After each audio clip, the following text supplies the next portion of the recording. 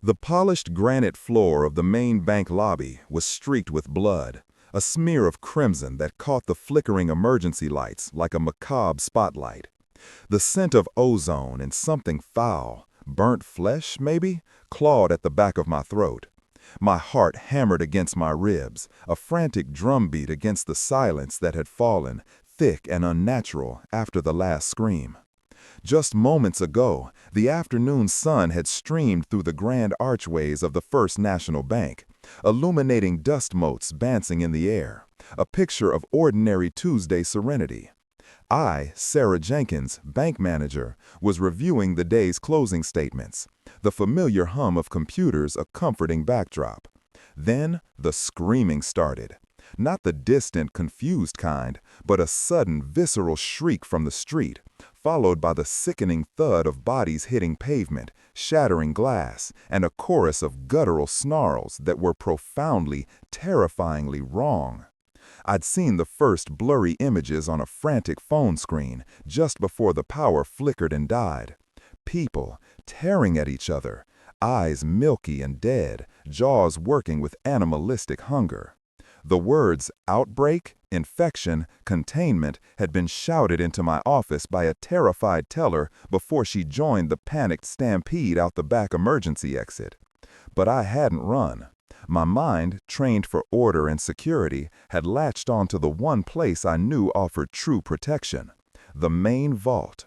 My eyes darted to the reinforced steel door, a behemoth weighing several tons, a silent promise of absolute security. It was a foolish, desperate gamble. I knew the bank's protocols.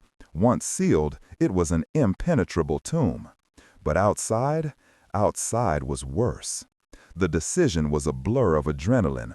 I sprinted across the blood-slick lobby, past overturned desks and scattered paperwork, the metallic tang of fear thick in my mouth. A shadow flickered at the main entrance, a distorted shape stumbling through the shattered glass doors. Its head snapped up, revealing a face I dimly recognized as old Mr. Henderson, a longtime customer. But his eyes were gone, replaced by vacant, milky marbles, and a grotesque tear marred the side of his jaw. A low growl rumbled in his throat. Fear, cold and sharp, lanced through me. I didn't think, I just moved. My hand, slick with sweat, fumbled with the combination dial, fingers flying over the numbers I knew by heart. 27, 14, 36. The tumblers clicked with agonizing slowness. Every second felt like an eternity. The growls from the lobby grew louder, closer, multiplied by the echoes of the cavernous space. The heavy clunk of the locking mechanism releasing was the most beautiful sound I'd ever heard. I yanked the colossal handle, the weight of it straining my muscles, pulling open the door. The interior of the vault, usually pristine and climate-controlled, suddenly looked like a sanctuary. I lunged inside, just as a grotesque hand, fingers tipped with broken nails and stained with dark fluid, slammed against the outer steel. I caught a glimpse of Mr. Henderson's ruined face, inches from the closing door, his dead eyes fixed on mine, before the immense steel slab swung shut with an earth-shattering thud. The sound vibrated through the floor, through my very bones. It was final, absolute. The world ended, and I was trapped. A strangled sob tore from my throat as I slid down the cold steel of the vault door, pressing my back against it, feeling its immense, unyielding strength.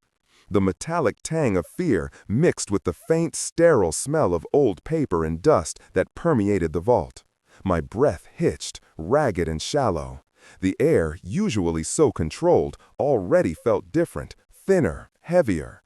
The emergency lights, powered by the bank's backup generator, cast a sickly yellow glow, painting long, distorted shadows that danced with my racing heartbeat. My name is Sarah Jenkins. I'm 34 years old. Or was. I don't know what I am now. A survivor? A statistic? A ghost trapped in a steel box? My mind struggled to process the sheer enormity of what had just happened. Less than an hour ago, I was balancing ledgers, worried about next month's interest rates. Now, I was locked inside a bank vault, listening to the muffled screams of a dying world. The first wave of panic hit me with the force of a physical blow. Claustrophobia, a primal terror of confined spaces, clawed at my throat. The vault, designed to protect wealth, now felt like a coffin. I was buried alive, a living entombed in steel and concrete. What had I done? My only thought had been safety, absolute, undeniable safety. But at what cost? I forced myself to breathe, shallow, quick gasps that burned my lungs. My eyes, wide and darting, took in my surroundings. The vault wasn't just a single room. It was a series of reinforced chambers, each designed for specific assets. The main area, where I was, housed rows of safety deposit boxes, stretching upward in silent, metallic rows, like crypts. Further in, a smaller, even more fortified chamber held the bank's cash reserves. Then there was the record storage, stacks of binders and hard drives, and a small, unused office for auditors. Survival. The word echoed in the empty space, thin and desperate. My mind, still in shock, started to catalog. Food? Water? Air? Water. My eyes scanned the immediate area. Nothing but steel and more steel. No water fountains, no emergency rations. This wasn't a bomb shelter. It was a bank. The only thing they stocked was money, and that was useless now. Utterly, tragically useless. I fumbled for my handbag, still clutched in my hand. Inside, a half-empty bottle of generic brand bottled water, a granola bar I'd forgotten about, my phone, now a dead weight of plastic and glass, no signal, and my keys. Small comforts, terrifyingly insufficient. The muffled sounds from outside the vault door started again. A dragging shuffle, a guttural groan, then a sickening thump against the steel. My breath caught. They were still out there. What were they? Infected? Zombies? The word felt too fantastical, too much like a movie plot. Yet, what else could they be? Mr. Henderson hadn't looked sick. He'd looked hungry, dead. I pressed my ear against the cold steel, straining to hear. The faint thrumming of the emergency generator was a constant, almost soothing counterpoint to the dread. But beneath it, a new sound, a faint, rhythmic scraping, like something dragging across the granite floor. Back and forth, relentless. My stomach churned. The granola bar was a distant memory. My throat was dry, a desert. I took a small, careful sip from my water bottle. The cool liquid was a balm, but the amount left was a stark reminder of my precarious situation. Maybe a quarter full. Enough for a few more sips. Not enough for 3 days, let alone whatever this world-ended situation implied. What would you have done? I whispered into the vast, echoing silence of the vault. Run? Fought? Sacrificed yourself? The questions hung in the air, unanswered, a cruel taunt. I still don't know if I made the right choice. My gut screamed yes, my heart screamed no. I pushed myself up, my legs wobbly. Staying huddled against the door, paralyzed by fear, wouldn't solve anything. I had to move. I had to think. I had to survive. My gaze landed on the inner chambers, the cash vault, the records. Was there anything at all? The bank's main vault was a maze of cold, hard surfaces under the sickly yellow glow of emergency lights. Each step I took echoed, amplifying the silence, making me acutely aware of my isolation. The air, though recirculated by some unseen, overworked system, felt thick, tasting of recycled dread and metal. I hugged my half-empty water bottle like a lifeline. The first chamber was dominated by rows upon rows of safety deposit boxes. Each small door, a silent testament to forgotten valuables and secured futures, now meant nothing. What good was a diamond necklace when the world outside was tearing itself apart? What good was a deed to a house that might already be burned to the ground? The irony was a bitter pill. All this security, all this wealth, now worthless. I ran my hand along a cold steel door, the polished surface reflecting my distorted face. My hair was disheveled, my sensible bank manager suit rumpled and stained with dust from my frantic dash. My eyes were wide, bloodshot, mirroring the terror that gnawed at me. I moved deeper into the vault, past the safety deposit boxes. The next chamber housed the bank's cash reserves. A heavy, reinforced door, even thicker than the main vault door, stood before me. I knew the combination. My fingers, still trembling, punched in the numbers. The satisfying clunk of the tumbler seemed deafening in the silence. I pulled the handle. Inside, stacks of bundled currency filled shelves, millions of dollars in neatly ordered piles. US dollars, euros, yen, all utterly meaningless. My gaze, however, wasn't on the money. It was on the small industrial-grade refrigerator tucked away in the corner. Bank policy mandated a small stash of bottled water and emergency rations for staff working late, particularly for armored car personnel who might be delayed. A flicker of hope, fragile but potent, ignited within me. I yanked open the refrigerator door. Inside, salvation.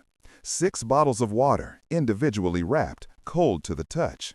4 MRE-style ration packs. A small sealed bag of trail mix. Not a feast, but a treasure beyond measure. My hands, shaking with relief, reached for them. I pulled them out, cradling them like newborn infants. Water, food. This was 3 days, maybe more, if I was careful. "Thank you," I whispered, the words catching in my throat, not sure who I was thanking. The universe? Some benevolent God I hadn't believed in for years? Or just the meticulous, anal-retentive former bank manager who'd insisted on following every single emergency protocol? The fear wasn't gone, not by a long shot, but it was tempered now by a tangible sense of possibility. I had a chance. This wasn't an immediate death sentence. Not yet. I went back to the main vault, carefully placing my newfound supplies near the outer door. A symbolic gesture, a reminder of what separated me from the horror outside. The faint scraping sound was still there, a constant, irritating whisper of menace. They were still out there. What were they doing? Testing the door? Simply wandering? I sat down, cross-legged on the cold granite floor, the emergency lights flickering, threatening to give way.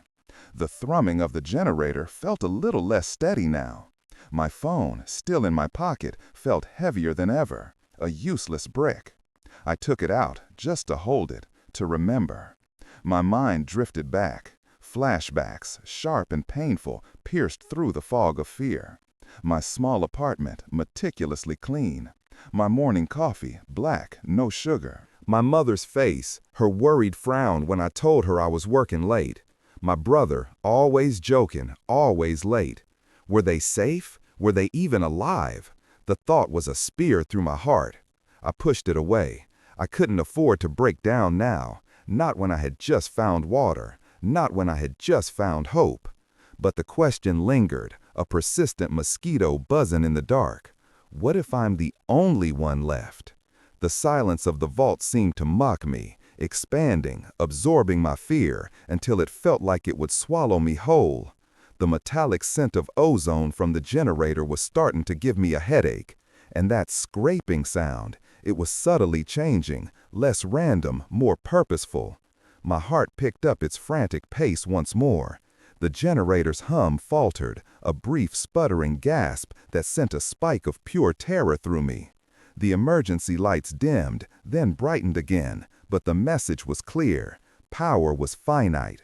My lifeline, the thin thread of electricity keeping the dark at bay, was fraying. The vault, already a prison, would become a pitch-black tomb if the generator failed. And then what? I immediately pulled out my phone, a useless habit, trying to see if they had any charge, any last flicker of connection to the world that was. Nothing, just a blank screen reflecting my terrified face. I rummaged in my bag for anything else, a small keychain light, forgotten for months. I clicked it on.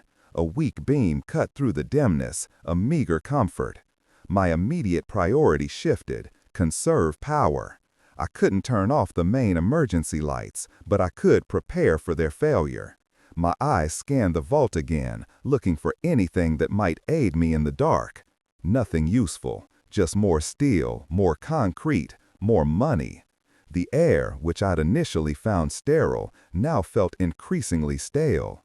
I focused on my breathing, trying to make it shallower, quieter, conscious of the finite oxygen in this sealed environment. My chest felt tight, my lungs ached. Was I just imagining it, or was the air truly thinning? The thought was terrifying. If I ran out of air, all the water and food in the world wouldn't matter. The scraping sound outside the main vault door continued, more insistent now, almost rhythmic.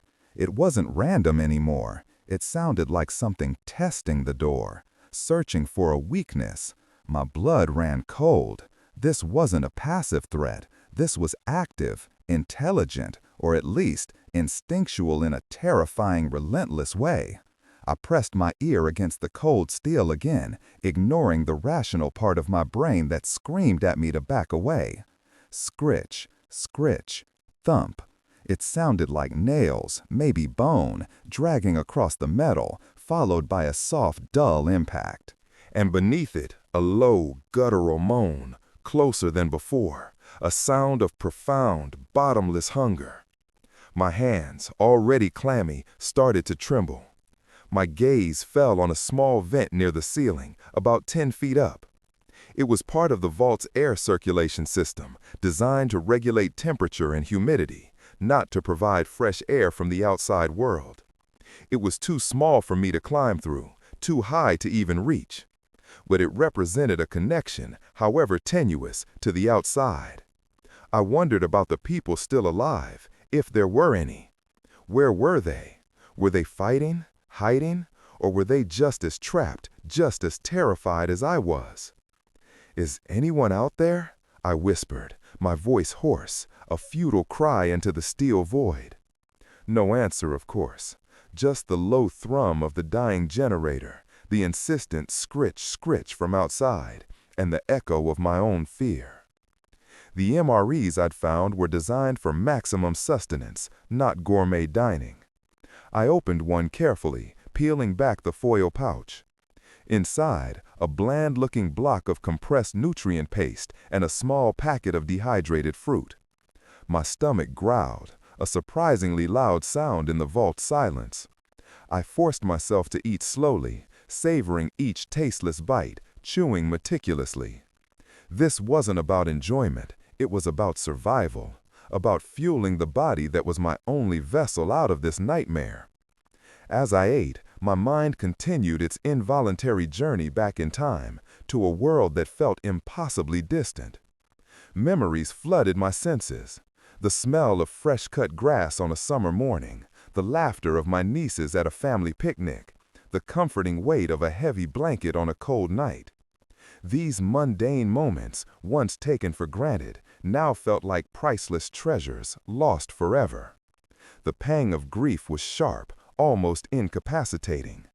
My eyes welled up, but I refused to let the tears fall. Tears wasted precious water. The generator groaned again, a louder, more agonizing sound this time. The emergency lights flickered violently, plunging the vault into near darkness for a terrifying second before sputtering back to life, weaker than before. This was it. The countdown had begun. How much time did I have before total darkness? Before the air filtration system choked and died?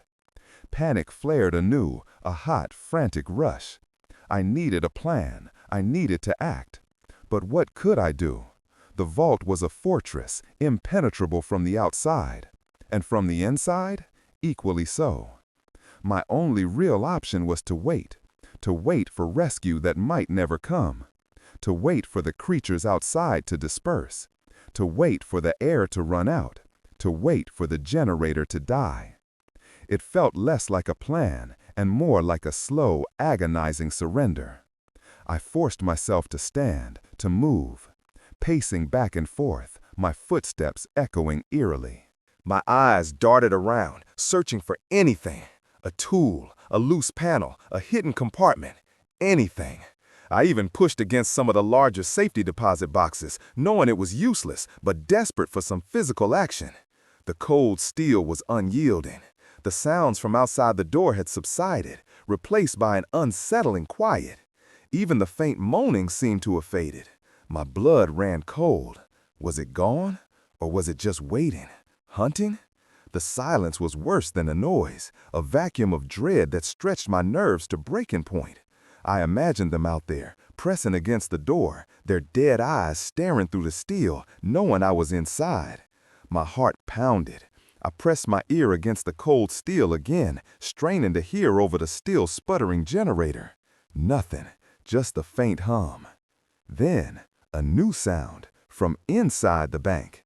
Not directly outside the vault, but somewhere in the lobby. A soft clink, like something glass hitting granite. My breath hitched. I pulled back from the door, my entire body rigid. This was new. This was different. The scraping, the moaning, those were outside. This clink was closer. This was inside the bank, maybe just outside the inner vault door. Had one of them gotten in? Or was it something else, something human? A sliver of desperate hope, quickly followed by a crushing wave of terror. A survivor would be amazing.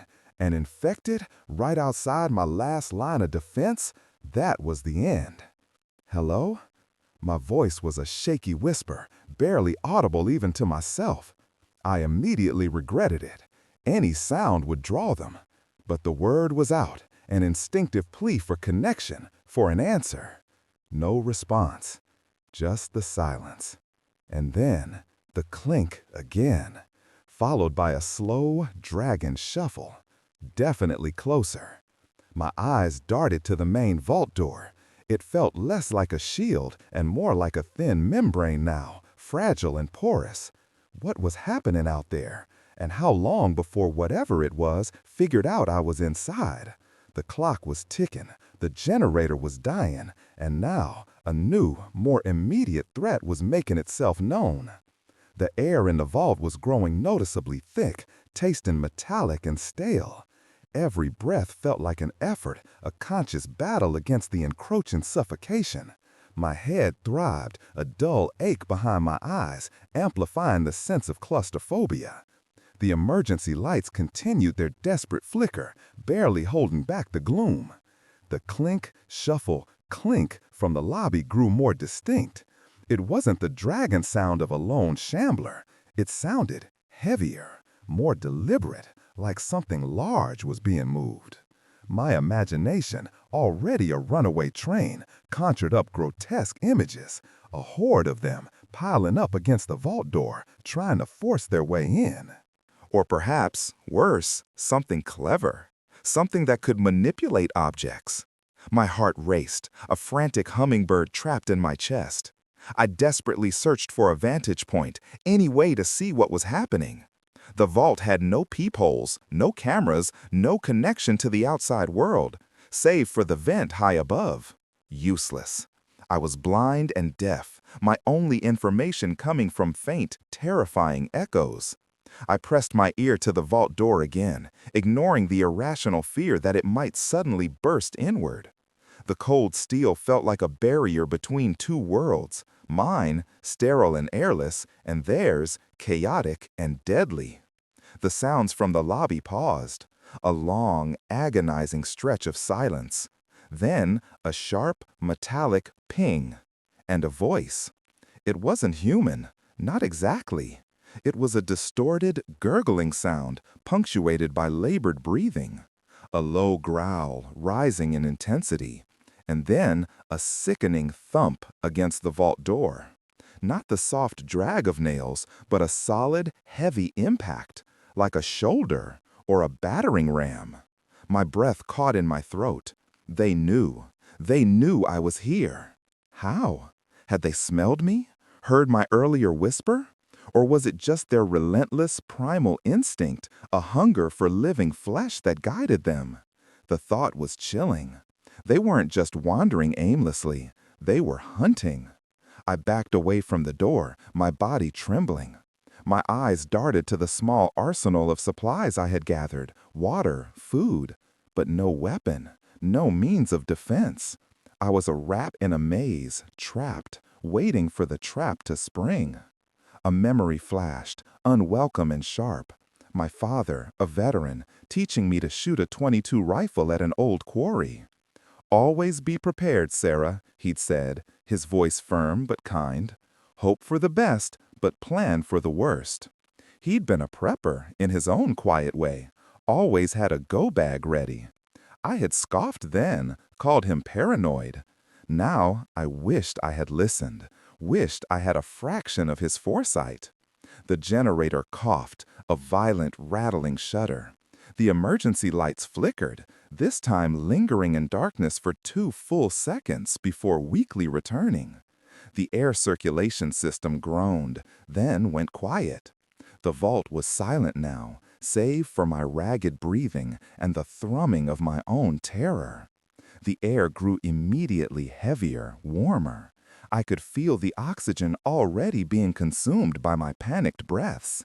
"This is it," I whispered, the words barely audible.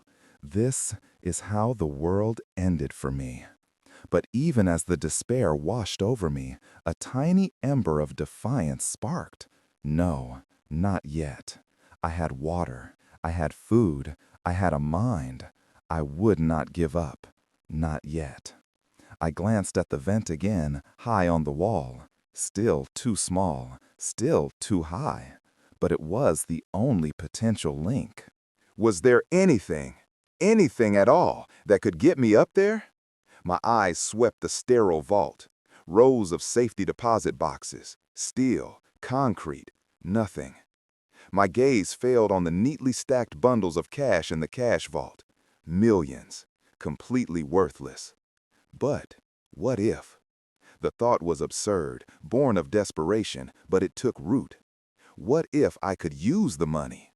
Not to buy my way out, but to build my way out. A ladder, a makeshift platform. It was insane.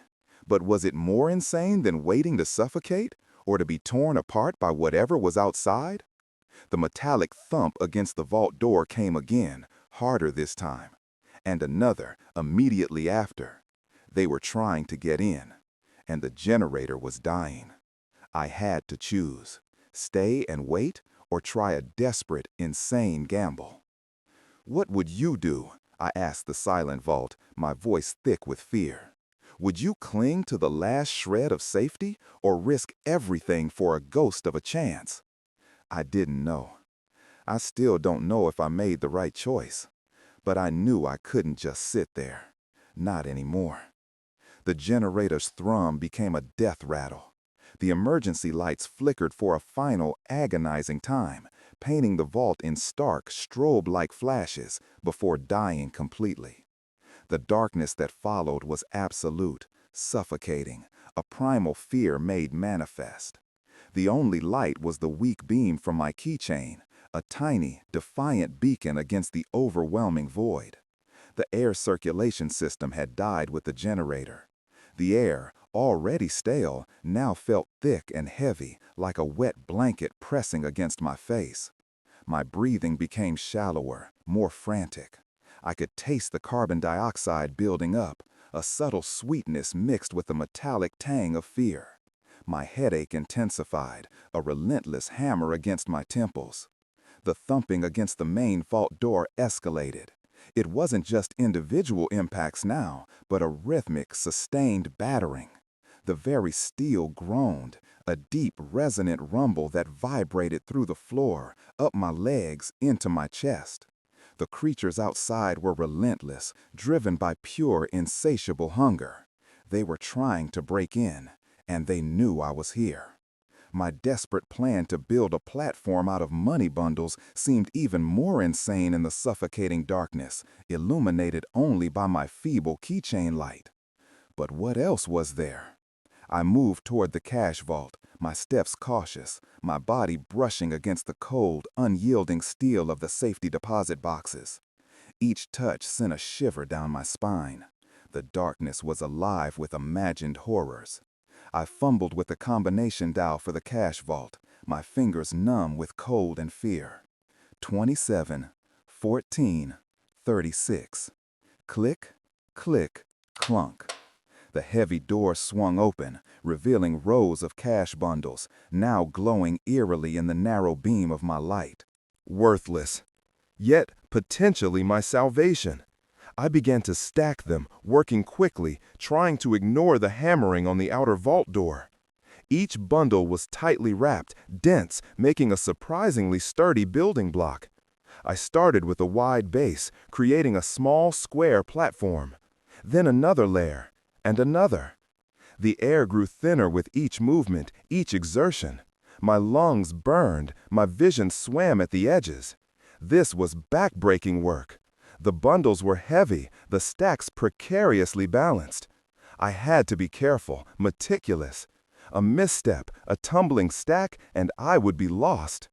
But the thought of escape, of fresh air, pushed me forward.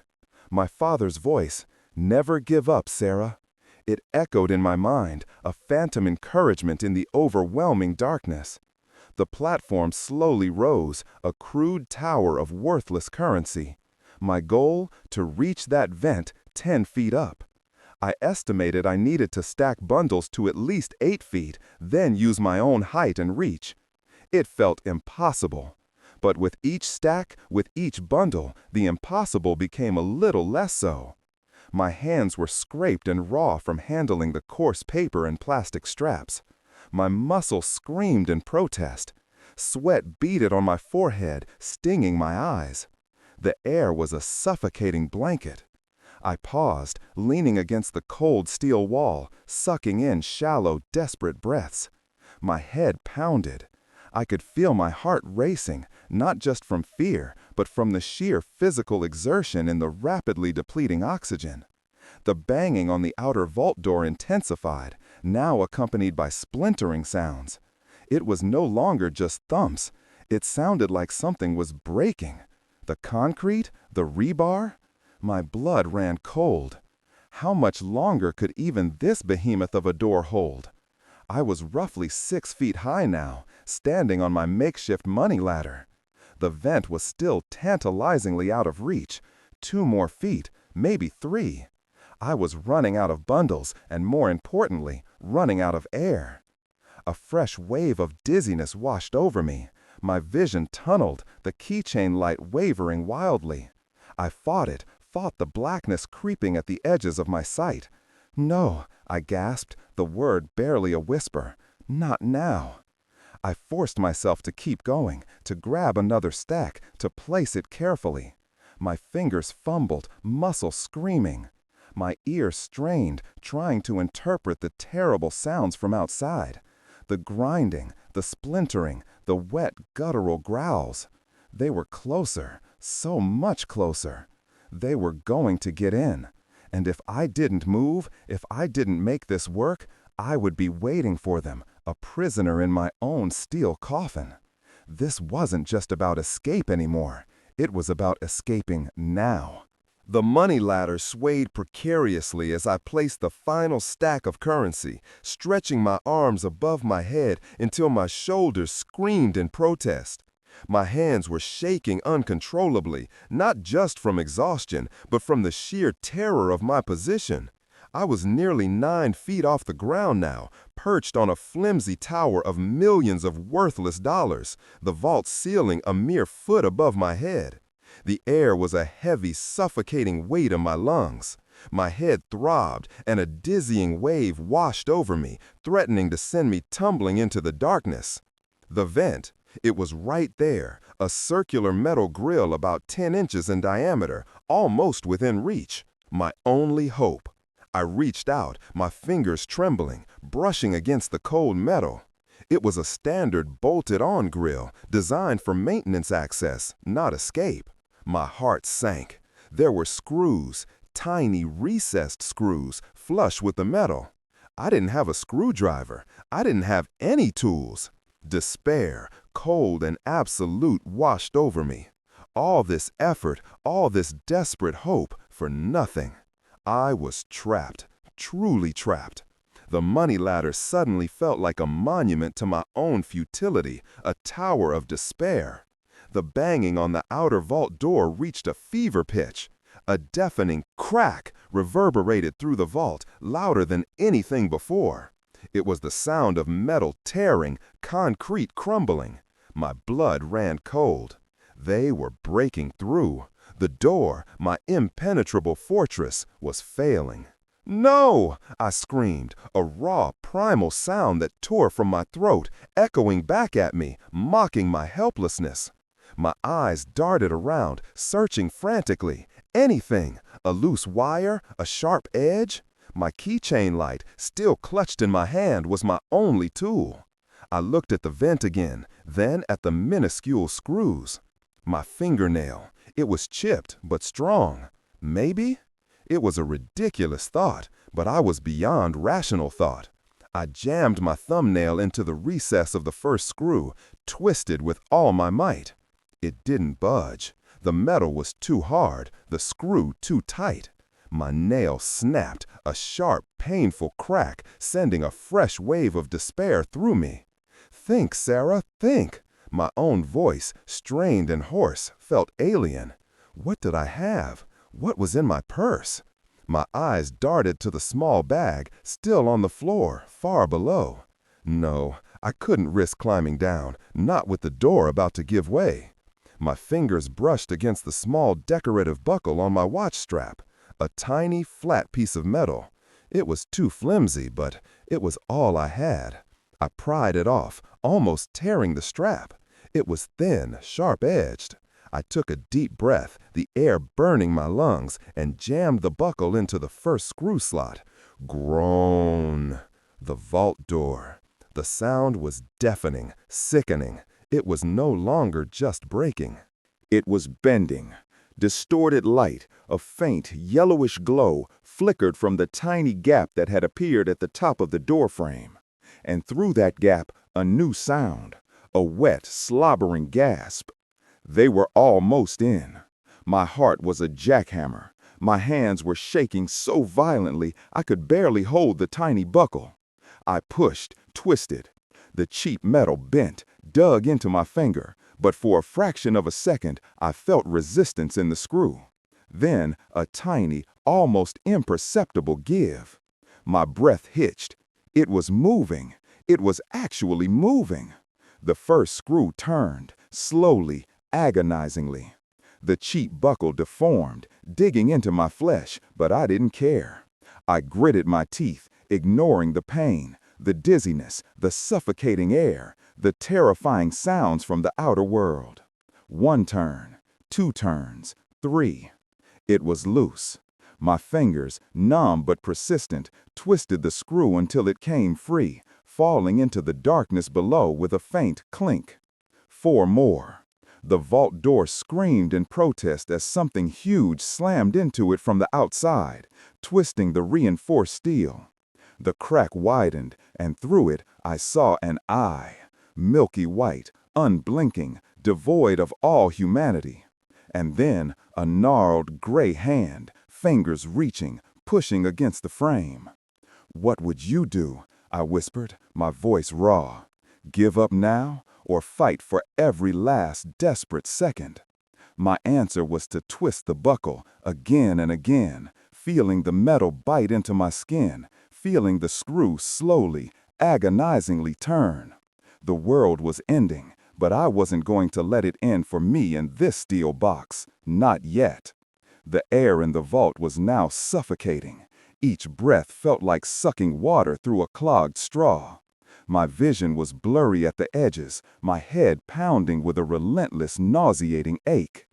The cheap buckle was practically a mangled piece of metal, digging deeper into my flesh with each twist, but I pressed on, driven by a primal need to survive.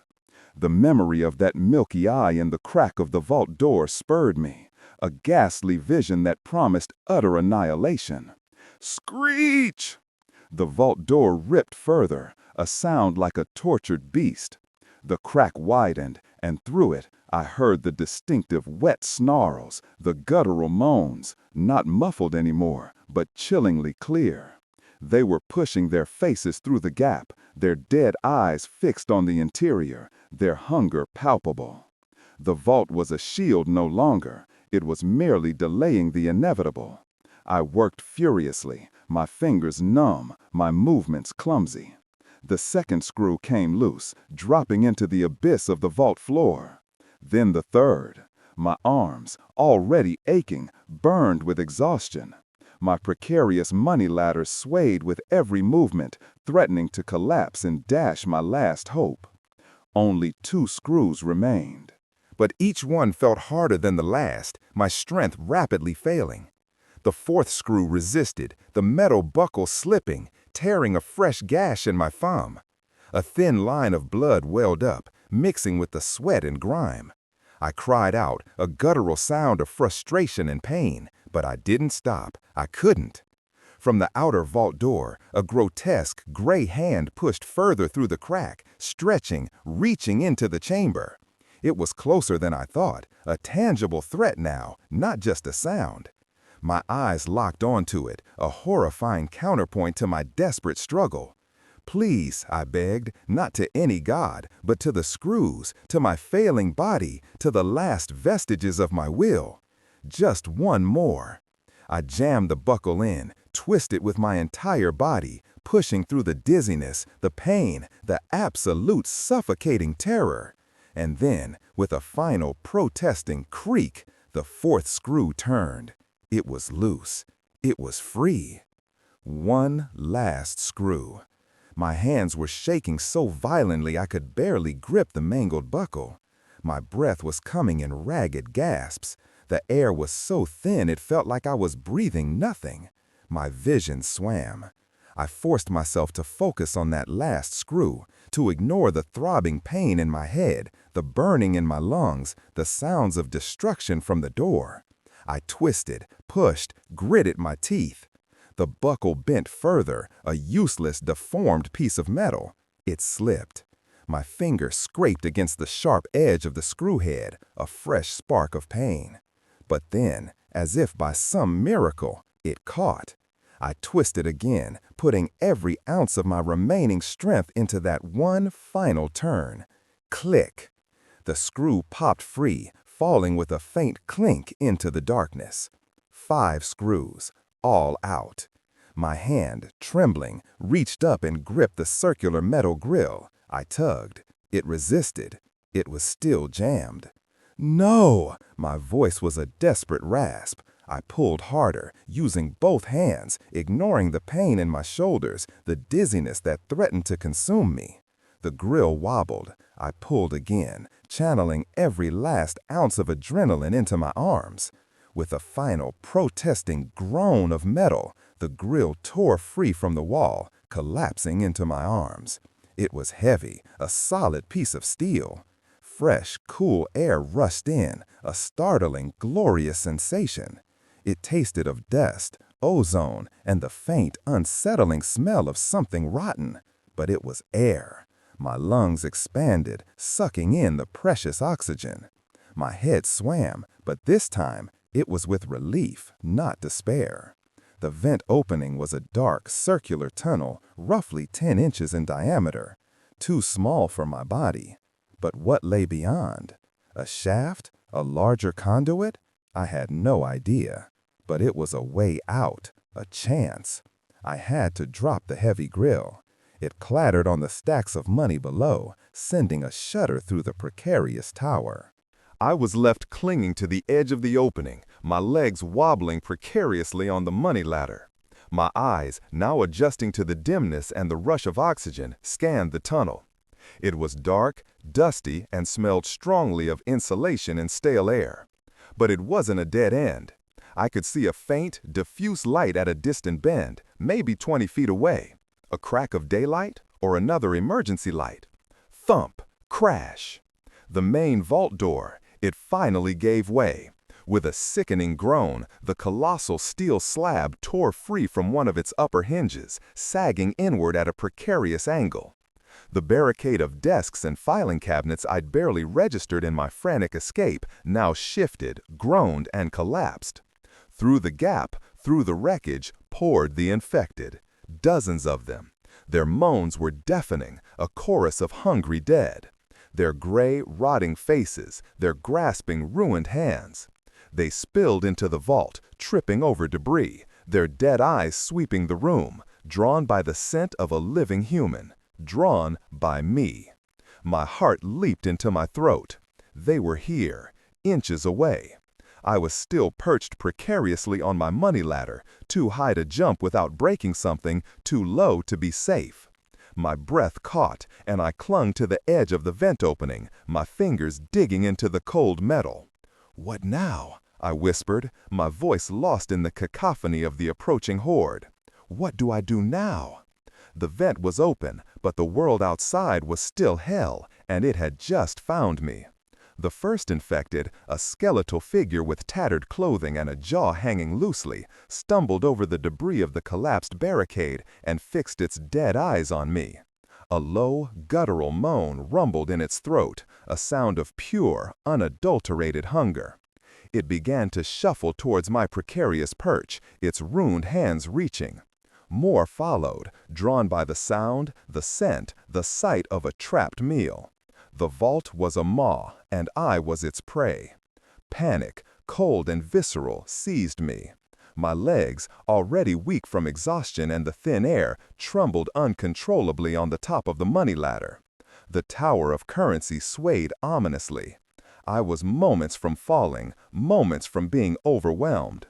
There was no time to think, no time to weigh options. Pure, unadulterated instinct took over. I braced myself, took one last gasping breath of the slightly fresher air from the vent, and with a desperate surge of adrenaline, I launched myself into the dark, narrow tunnel. It was a tight squeeze. My shoulders scraped painfully against the rough metal, my clothes snagged on unseen edges. The air was thick with dust and the acrid smell of old metal.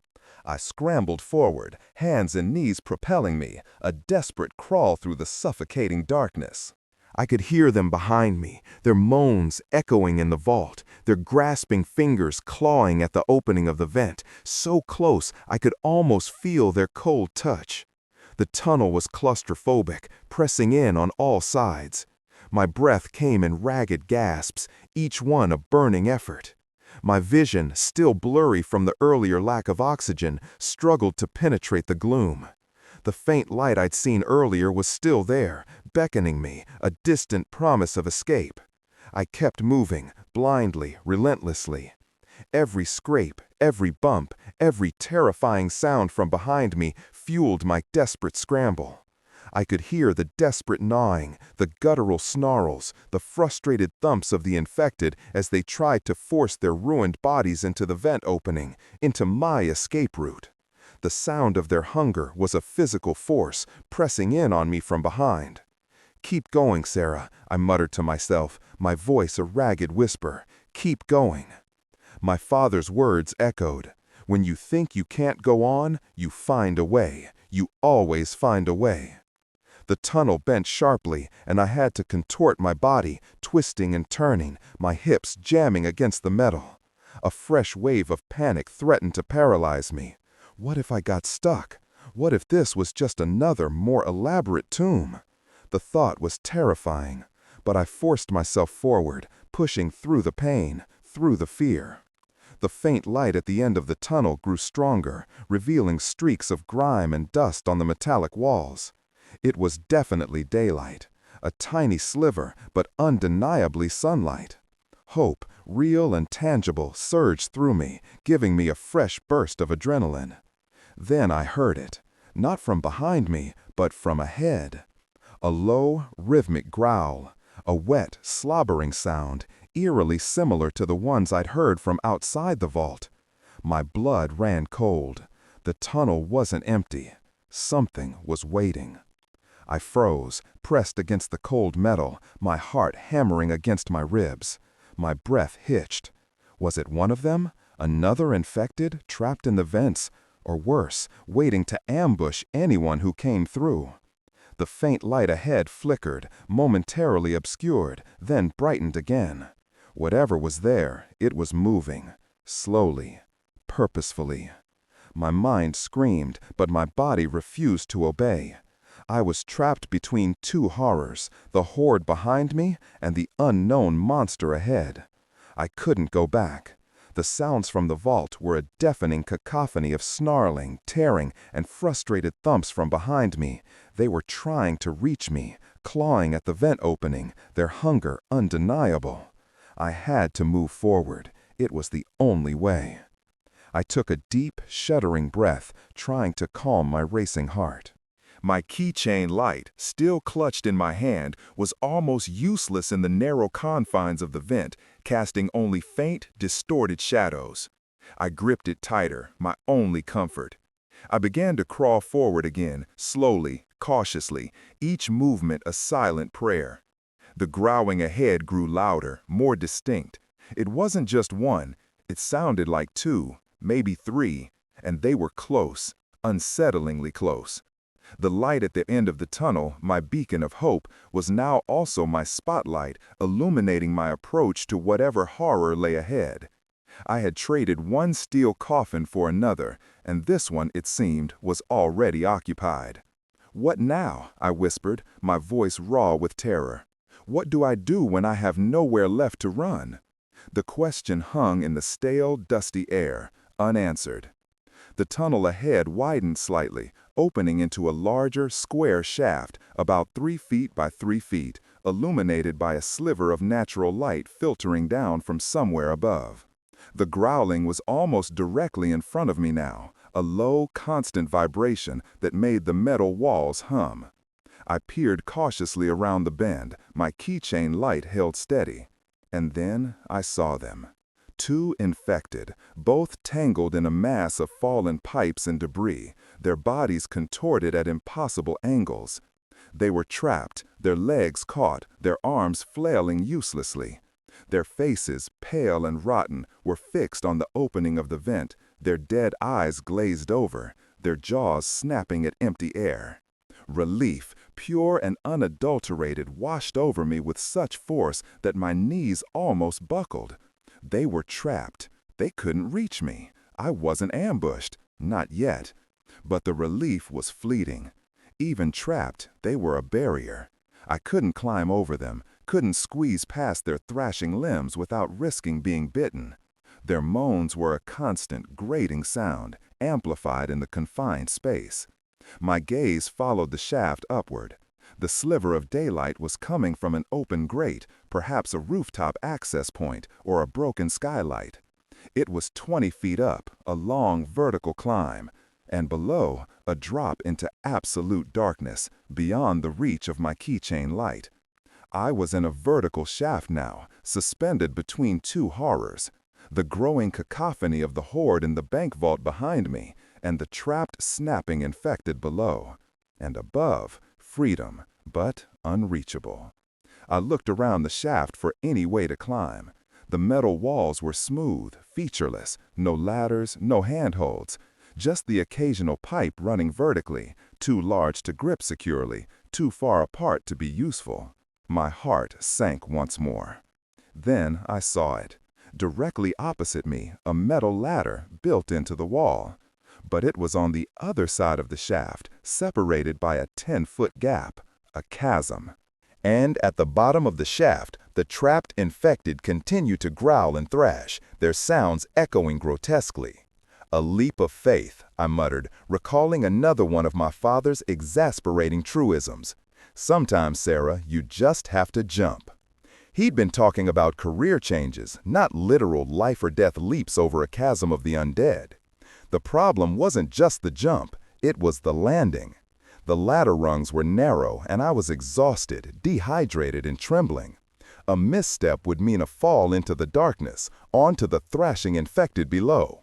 A bite, and then the slow, agonizing transformation into one of them. My eyes flickered back to the vent opening I'd crawled through. The sounds from the vault were growing louder, more desperate. They were breaking through the inner vault's reinforced steel. I imagined them spilling into the cash vault, climbing my money ladder, their dead eyes fixed on my escape route. I was running out of time. I took a deep breath, trying to steady my trembling hands. My gaze fixed on the ladder, then on the distance. 10 feet. It was far, too far, but it was my only shot. I backed up as far as I could in the vent, pressing my feet against the rough metal, preparing to launch myself. The air was still stale, but the faint daylight from above offered a small measure of comfort. I was close, so close. My mind, in a desperate attempt to find any logical reason not to jump, started conjuring images of my last conversation with my mother. Her gentle smile, her concern. "Be careful, honey." I had laughed it off. Now her words felt like a premonition, a final plea from a world that was no more. "I will," I whispered, tears pricking at my eyes. "I will be careful." But there was nothing careful about this. This was sheer, terrifying desperation. I crouched, my muscles tensing. I would have to push off, stretch my arms, and pray that my fingers found a rung, that my body didn't fail me. This was it, the moment of truth. My heart pounded, a frantic drumbeat in my ears. The growls from below, the crashing from behind. It was all or nothing. "What would you do?" I asked the silence, my voice hoarse. "Jump or wait for them to find you?" The answer was terrifyingly clear. I had to jump. I took one last shuddering breath, closed my eyes for a fraction of a second, and pushed off into the void. The leap was clumsy, fueled by adrenaline and desperation. My body launched across the 10-foot chasm, a terrifying lurch into empty air. My arms stretched out, fingers grasping wildly, desperately.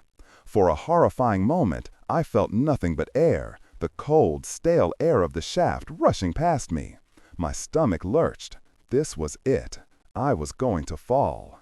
Then, with a bone-jarring impact, my hand slammed against the cold metal rungs of the ladder. My fingers, raw and scraped, closed around the first rung with a death grip, sending a jolt of pain up my arms. My body swung violently, slamming against the ladder with a grunt of pain, my legs dangling uselessly. My foot slipped, scraped against the metal, and I cried out, a strangled gasp. Below me, the two trapped infected thrashed violently, their growls intensifying, their dead eyes fixed on my sudden presence.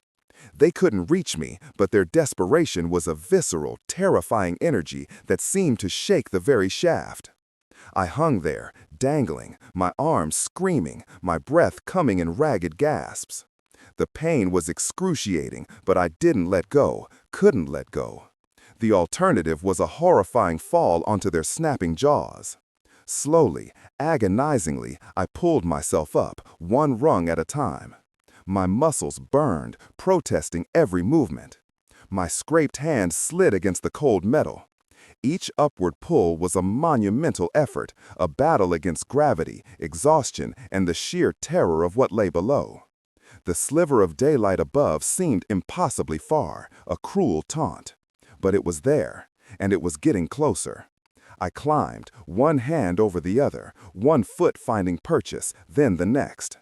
The sounds from the vault, though slightly muffled by the turn in the vent, were still a constant reminder of the chaos I had narrowly escaped. I could hear tearing sounds now, wet and sickening, as if they were feasting on something, or someone. My stomach clenched. My mind, pushed to its limits, started to play tricks.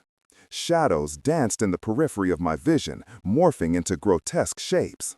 The metallic tang in the air seemed to deepen, mixing with a phantom scent of decay and blood. I was losing myself, piece by piece, to this nightmare. Finally, after what felt like an eternity, my head emerged into a slightly wider section of the shaft. Above me, the opening to the outside was visible, a rusted metal grate, partially broken, letting in a blinding shaft of afternoon sun. Fresh air, gloriously cool and clean, rushed into my lungs, carrying with it the faint, distant scent of smoke, and something else, something sweet and cloying. Decay. I pushed up, using the last reserves of my strength, and heaved myself onto the rooftop. The metal grate was indeed broken, bent inward, as if something heavy had landed on it, or been torn away. I collapsed onto the cracked tar and gravel, sucking in great gulps of air, my body shaking uncontrollably. The sunlight, so long absent, felt like a physical weight, blinding and overwhelming. I closed my eyes, letting the warmth soak into my skin, clinging to the sensation of being outside.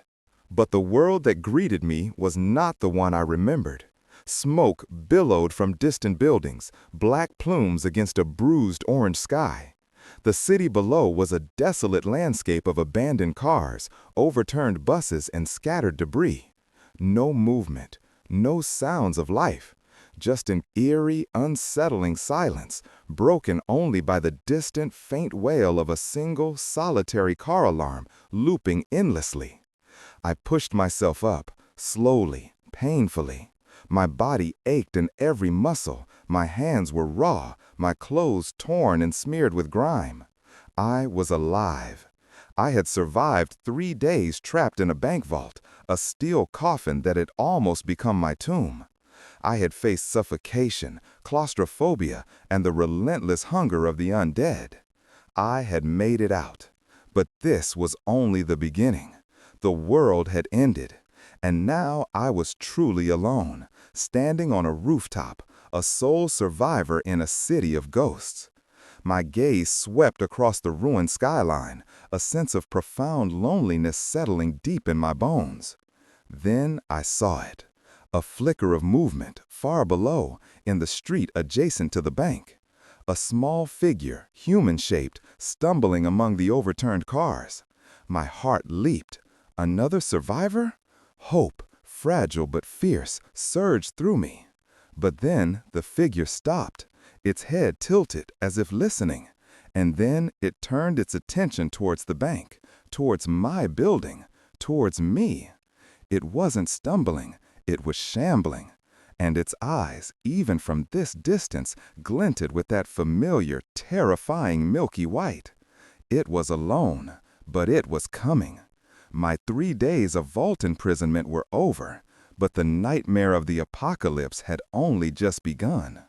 I was out, but exposed, alone, but seen, and the world, it seemed, was still very, very hungry. "What do I do now?" I whispered into the desolate wind, gripping my empty hands, my eyes fixed on the approaching horror. The vault had been a crucible, forging me into something harder, more desperate. Now I would find out if that was enough.